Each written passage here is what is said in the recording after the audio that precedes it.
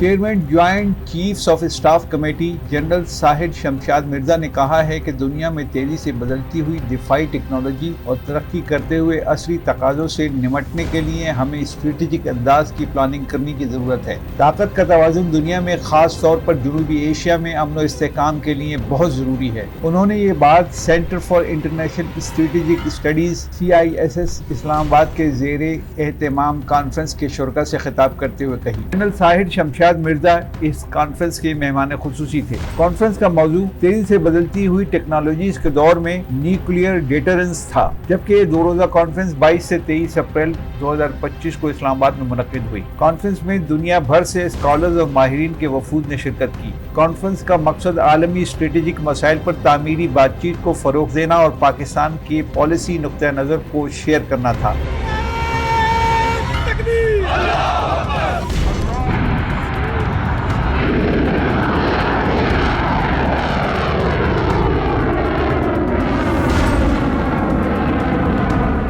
Conference سے خطاب کرتے ہوئے chairman joint chiefs of staff committee general Sahir Shamshad Mirza نے تیزی سے بدلتی ہوئی اور ترقی کرتی ہوئی ٹیکنالوجیز سے درپیش چیلنجز سے نمٹنے کے لیے مذاکرات اور تعاون جاری رکھنے کے پاکستان کے عزم کو اجاگر کیا۔ انہوں نے اس بات پر بھی زور دیا کہ جنوبی ایشیا میں امن و استحکام صرف جوہری خطرات میں کمی کے لیے باہمی اقدامات اور وسیع تر جیو اسٹریٹجک تعمیر میں توازن قائم کرنے کے ذریعے ہی حاصل کیا جا سکتا ہے۔ جنرل فران جدید اور بدلتی ہوئی ٹیکنالوجی کے تقاضوں سے خوب واقف ہیں، مگر اس کے باوجود ہر وقت ٹیکنالوجی کی تبدیلی اور اس کے استعمال کو بہتر اور مزید مؤثر بنانے پر نظر رکھنی ہوگی۔